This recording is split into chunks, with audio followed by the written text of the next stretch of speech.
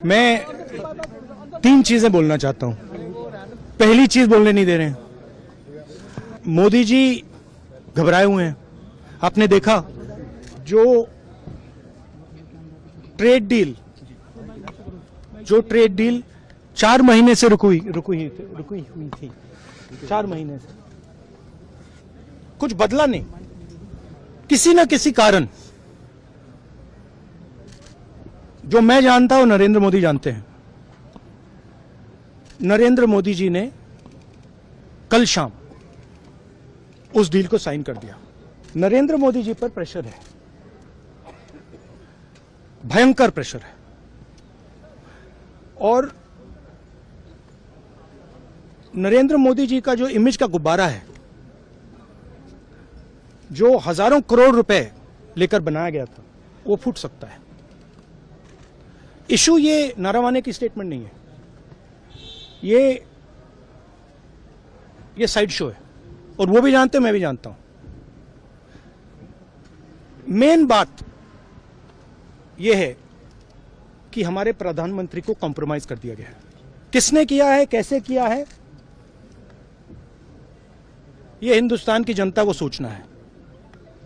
मगर इतिहास में पहली बार हिस्ट्री में एलओपी को प्रेसिडेंशियल एड्रेस में नहीं बोलने दिया। बाहर बोल दीजिए, जो अंदर नहीं कहा दिया जा रहा है।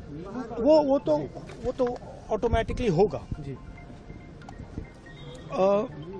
बट ये आप समझिए, और हिंदुस्तान के जो किसान हैं, आप सब समझिए कि इस ट्रेड डील में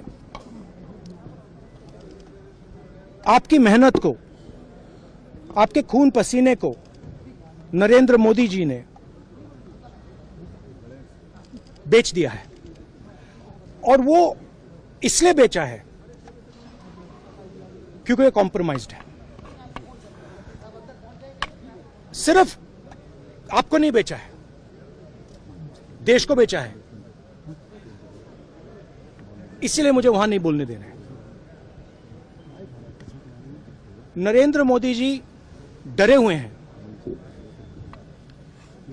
क्योंकि जिन लोगों ने उनकी इमेज बनाई है, वो अब उस इमेज को फोड़ने लगे हैं। एक अदानी जी पर केस है यूनाइटेड स्टेट्स में। वो अदानी जी को टारगेट नहीं कर रहा है, वो नरेंद्र मोदी के फाइनेंशियल स्ट्रक्चर को टारगेट कर रहा है। एक वो है। दूसरा है एप्स्टाइन फाइल्स।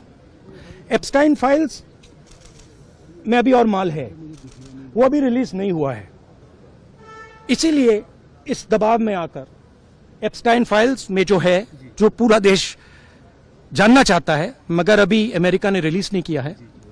और दूसरा जो अदानी जी पर केस है, जो एक्चुअली मोदी जी पर केस है, क्योंकि वो बीजेपी का फाइनेंशियल स्ट्रक्चर है, मोदी जी का फाइनेंशियल स्ट्रक्चर है। तो ये 2 प्रेशर पॉइंट्स हैं।